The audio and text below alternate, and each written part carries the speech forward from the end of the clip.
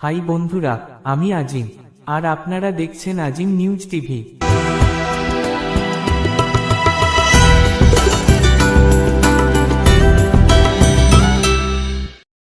বন্ধুরা, বাংলা সিনেমার জগতে এমন কয়েকজন অভিনেতা আছেন যাদের নাম শুনলেই দর্শকদের মনে আলাদা উচ্ছ্বাস তৈরি হয়।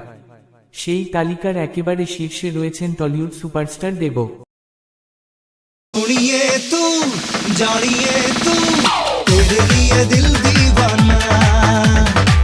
মন খালি খালি তুই তুই করে, তুই তুই করে, তুই তুই করে, হে বুকে চোরা বালি। অভিনেতা, প্রযোজক এবং জনপ্রতিনিধি সব পরিচয়কে একসঙ্গে বহন করছেন তিনি।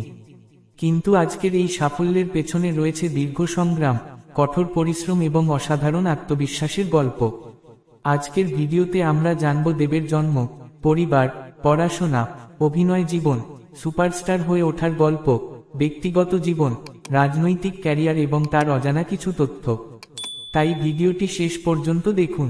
দিন দিন রঙিন হলো স্বপ্নের হাতছানিতে। দেবের আসল নাম দীপক অধিকারী। তিনি জন্মগ্রহণ করেন 25শে ডিসেম্বর 1982 সালে ভারতের পশ্চিমবঙ্গের কেশপুরে। তবে ছোটবেলার বেশিরভাগ সময় তিনি মহারাষ্ট্রের মুম্বাইয়ের কাছে চন্দ্রপুর এলাকায় কাটিয়েছেন।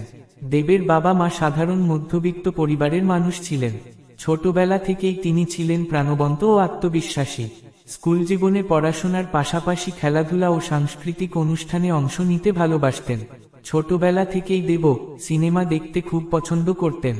বিশেষ করে বলিউড অভিনেতাদের অভিনয় তাকে গভীরভাবে অনুপ্রাণিত করত। এলিক্সেস দাড়ি ধীরে ধীরে তার মধ্যে অভিনেতা হওয়ার স্বপ্ন জন্ম নেয়।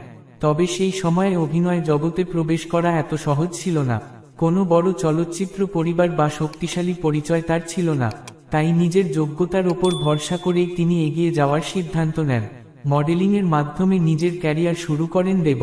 তোমাকে ছেড়ে আমি কি নিয়ে থাকব, ভালোবেসে যাব গো যতদিন বাঁচব। এরপর 2006 সালে টলিউডে প্রথম চলচ্চিত্রে অভিনয়ের সুযোগ পান। প্রথম ছবিটি বক্স অফিসে বড় সাফল্য পায়নি।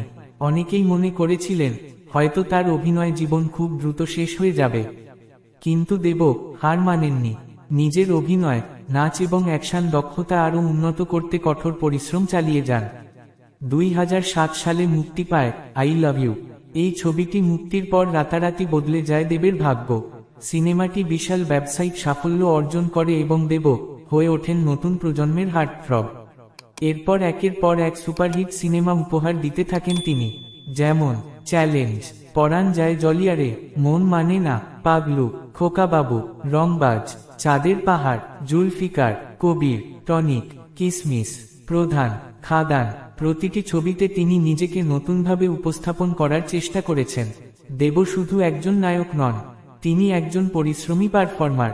নাচ, অ্যাকশন, রোম্যান্স এবং আবেগঘন চরিত্র, সব ধরনের অভিনয় তিনি নিজের দক্ষতার পরিচয় দিয়েছেন।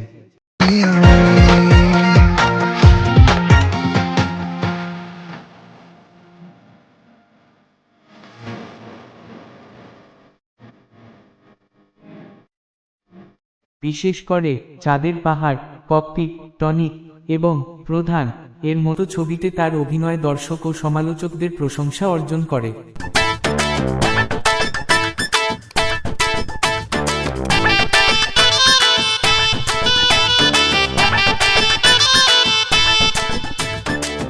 শুধু অভিনয়েই থেমে থাকেননি দেব।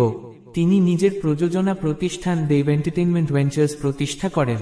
এলিক্সেস দাড়ি এই প্রতিষ্ঠানের মাধ্যমে তিনি নতুন ধরনের গল্প এবং মানসম্মত বাংলা সিনেমা দর্শকদের উপহার দেওয়ার চেষ্টা করছেন। ওরে মন কথা শোন, যাবে চলে বৃন্দাবন, নাগরের নাগর দোলায় দুলবি নাকি বল। তার প্রযোজিত অনেক সিনেমাই বক্স অফিসে সফল হয়েছে এবং সমালোচকদেরও প্রশংসা পেয়েছে। Love you o my Pagalu, love you.